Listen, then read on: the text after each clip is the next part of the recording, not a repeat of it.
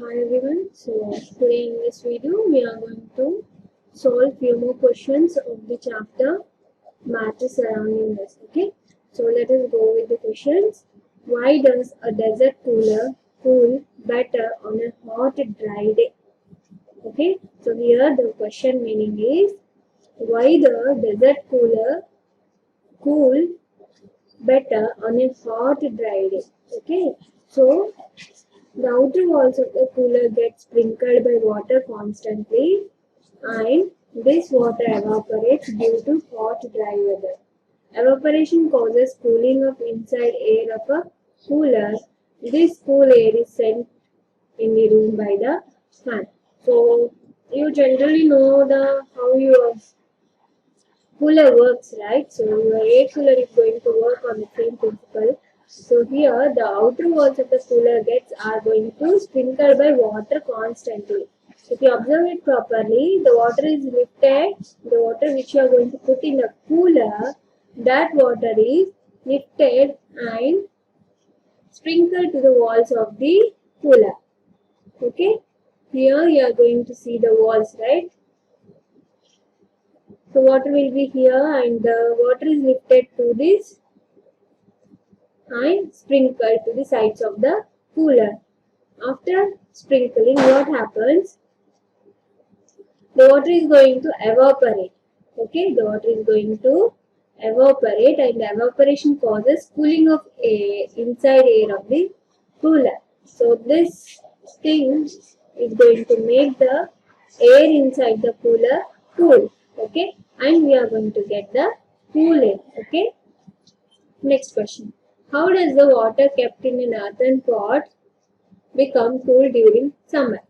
So if you observe it properly, many people they're going to drink water from the earthen pot. That is nothing but your matka, right? So why the water is going to become cool? So here is the answer. The earthen pot is porous with a lot of pores on it. The water oozes out through these pores and the water gets evaporated at the surface of the pot, thereby causing cooling effect. This makes the pot cool and water inside the pot cools by this process. The, the same process here. So if you see the matka, what happens? You are going to see it is made up of mud, right? Yes or no? So if you this matka or this earthen pot is having some pores, okay, pores. So these pores, what happens when you put water into this matka? The water is going to ooze out from these pores. Oozes means comes out. Okay. If you observe it properly, when you pour water on it into the matka, what happens? You are going to see some oozing sound, like oozing sound you are going to hear. Okay. When these water is going to oozes out, it is going to evaporate again, and after evaporation, you are going to get the cooling effect. So, and the water is going to become cold inside. Okay. Why does our palm feel cold when we put some acetone or petrol or perfume on it? So you all know this activity, right? So acetone is a liquid. Uh, so you have seen your nail polish remover, right? Many girls have seen the nail polish remover. When they apply it, what happened? They feel like the palm or wherever you are going to apply it, the area is going to become some cold. Okay, and if you touch or perfume also same thing. If you apply perfume on your hands or anywhere, you are going to see the cooling effect because they come into contact with air. The evaporation causes cooling sensation in our hands. So they are going to evaporate. When we pour these things outside, what happens? Due to the outer temperature, these things are going to evaporate and the evaporation makes them to cool. Okay, so that's why we are going to get the cooling effect.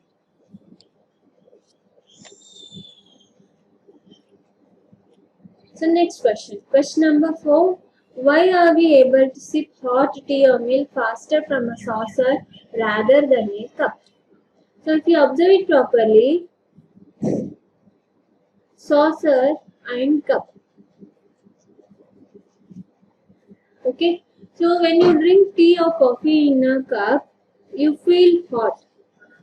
And when you drink the same tea and coffee in a saucer, what happens? You are not going to feel that much hot. You can drink it easily, okay? Because tea in a saucer has larger surface area than in cup.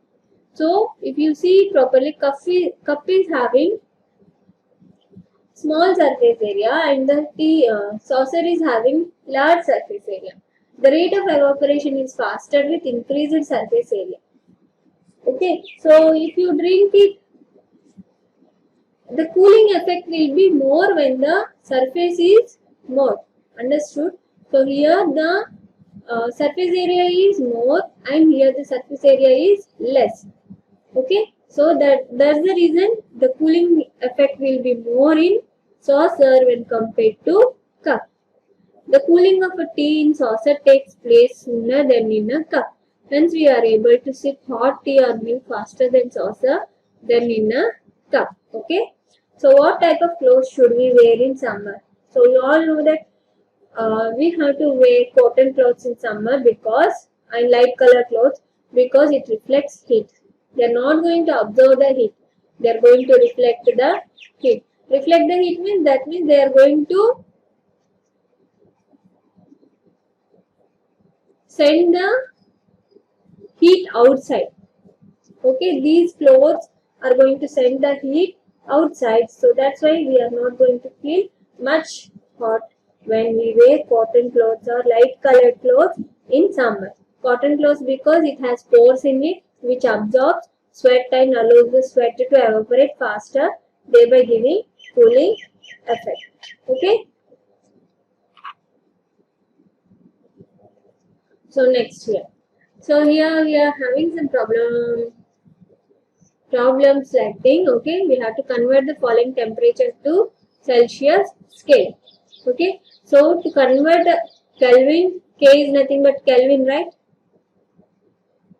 And C is nothing but Celsius. Okay, so to convert the Kelvin into Celsius, what we have to do in simple, we have to minus 293 into 273. If we minus Kelvin number into minus 273, we are going to get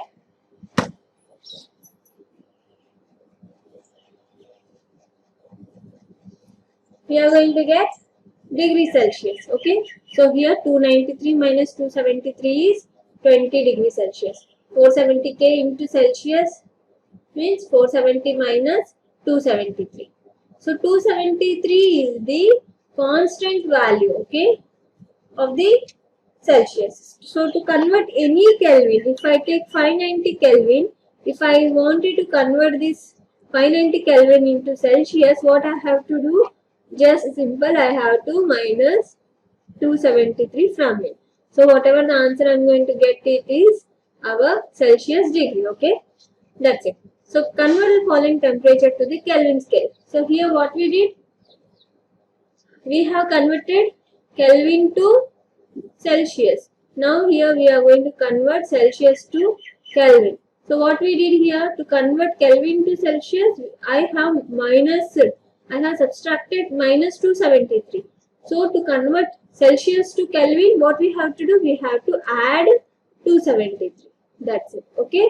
So for 25 degrees Celsius, what we have to do, we have to add 273 so that I am going to get 298 Kelvin. Got it? So here 25 plus 273 Kelvin, and for 373, to convert it into Kelvin, what I have to do, I have to add 273 so that I am going to get 646 Kelvin. Got it?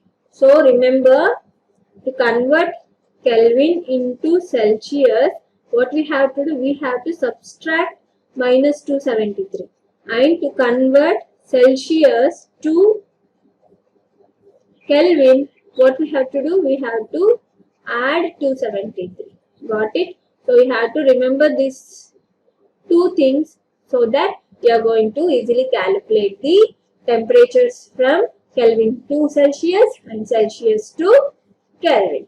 Okay? So next question. Give reason for the following observations. So they gave some questions here. We have to answer for this. Naphthalene balls disappear with time without leaving any solid. So you have seen the naphthalene balls in your houses. Your mother is going to put under your cupboards. They just look like a karpur. Okay, whatever the karpur which you are going to see in your puja rooms. Okay, so those are nothing but what? Naphthalene balls. So your mother is going to put these naphthalene balls under your clothes. Okay, in your cardboards, in your cupboards, you are going to see these naphthalene balls. Okay, so why? After few days, if you see it properly, smell is going to come, but you are not going to see the naphthalene ball where you have been kept because they are going to disappear. Why?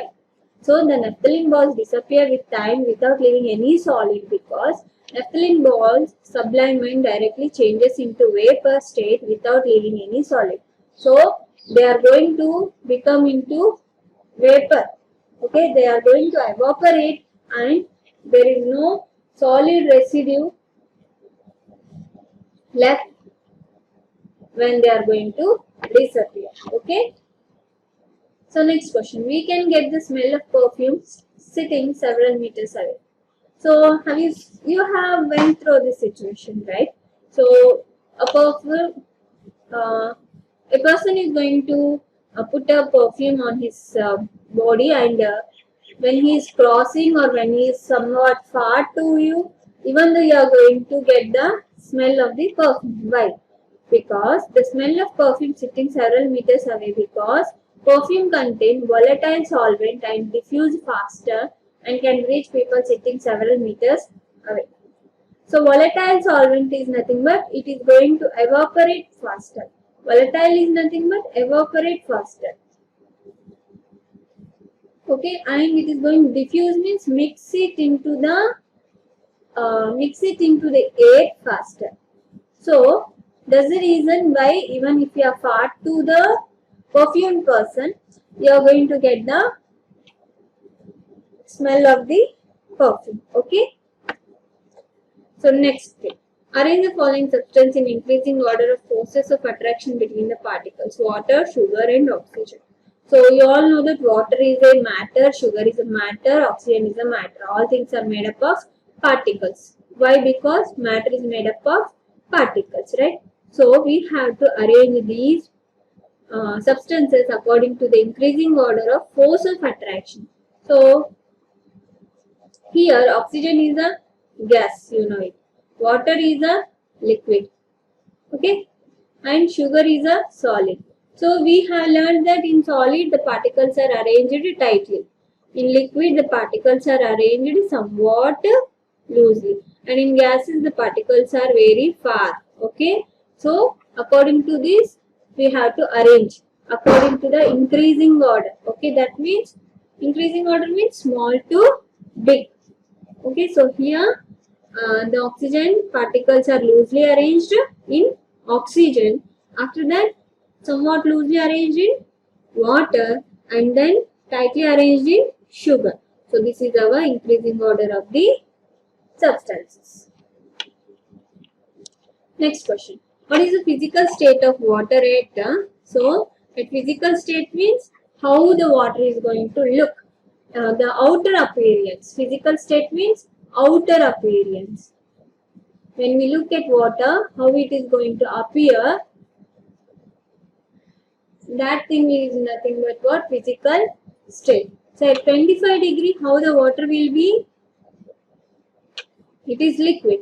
At 0 degree Celsius, as I said earlier, at 0 degree Celsius, the water is solid or liquid. Solid or liquid, why? Because at 0 degree Celsius, actually it is ice. Okay, so ice is a solid. If I take out the ice outside from the fridge, what happens? It is going to become what? Liquid. Okay, that's why they gave at 0 degrees Celsius the water is solid or liquid, and at 100 degrees Celsius it is liquid and gas. As I said earlier, at 100 degrees, what is the boiling point of water? 100 degrees Celsius. Okay, you are going to boil water on stove. Okay, after reaching 100 degrees Celsius, how if you kept the water for 1 hour, what happens? The water is going to become evaporate. That means it is going to become gas, and few water is left into the bowl. So that's why at 100 degrees Celsius, water is liquid and gas. Next question. Give 2 reasons to justify water at room temperature is liquid and iron almirah is a solid at room temperature. Room temperature is nothing but at your normal temperature, the water is going to be liquid. Why? Because its freezing point is 0 degrees Celsius and boiling point is 100 degrees Celsius. And the room temperature will be, what is the room temperature? So, here you all know that the room temperature is 27 degree Celsius. So, this is our normal room temperature. So, that's why the water is liquid at room temperature. At 0 degree it will be ice, and at 100 degrees Celsius it also is liquid and gas. And an iron almirah is solid at room temperature because melting point of iron is higher than room temperature. So our room temperature is not more than 27 degrees Celsius, right? So the melting point of iron will be more when compared to the room temperature. Okay, so that's the reason it is not going to melt for years. It will be as it is. So next question. Why is ice at 273 Kelvin more effective in cooling than water at same temperature? So ice at 273 Kelvin will absorb heat energy or latent energy from the medium to overcome the fusion to become water. So 273 Kelvin is the temperature where the ice will absorb heat energy from the medium to overcome the fusion to become water. Hence, the cooling effect of ice is more than the water at same temperature because water does not absorb this extra heat from the medium. So, they are saying that if I take one ice cube and if I take water, what happened at the temperature 273 Kelvin? Okay, at 273 Kelvin, the ice will be more cooling. We can see that the ice is having more cooling effect when compared to this water.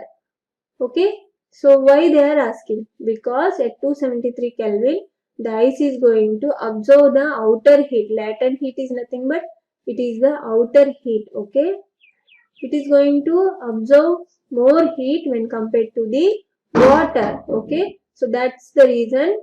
And when heat is absorbed more, the ice is going to get cold. Okay, and water is not going to take more latent heat, hence the cooling effect is less when compared to the ice. Okay, if you have any doubt regarding any question, you can comment me so that I'm going to answer your questions. Okay, next question. Water produces more severe burns, boiling water or steam? So what produces more severe burns, boiling water or steam? So steam at 100 degrees Celsius will produce more severe burns as extra heat is hidden in it called latent heat, whereas the boiling water does not have this hidden heat. So if boiling water falls on your hand or any body part, what happens? It is going to burn, right? And when you feel the steam, okay, when you feel the steam, then also you are going to see the burn. Okay, so there in simple we can say both are going to burn, but which is going to burn more? The burning sensation will be more from these two things. Okay, so they are saying steam is having more burning sensation when compared to the boiling water. Okay, if boiling water falls on your hand, you can tolerate it, but when steam is going to touch your hand, that is going to create more burning sensation to your hand when compared to the boiling water. Okay, so next here they gave one diagram and you have to name the ABCDF in the showing the changes in the state. Okay, so here solid, liquid and gas. Okay, so here A, when a solid is going to change into liquid, what we are going to call it as? We are going to call it as liquefaction or melting or fusion. Okay, when a solid is going to change to liquid, that means if I take one ice cube and it is going to become liquid, means what? The ice has been melted, and that process we are going to call it as what? Liquefaction or melting or fusion. Okay, and next, when a liquid is going to change into gas, what we are going to call it as? We all know that it is called as what? Evaporation, right? Evaporation, and it is also called as vaporization.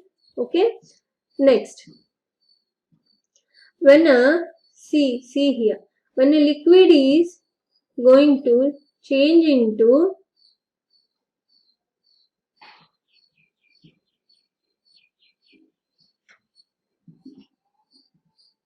when a liquid is going to change into solid,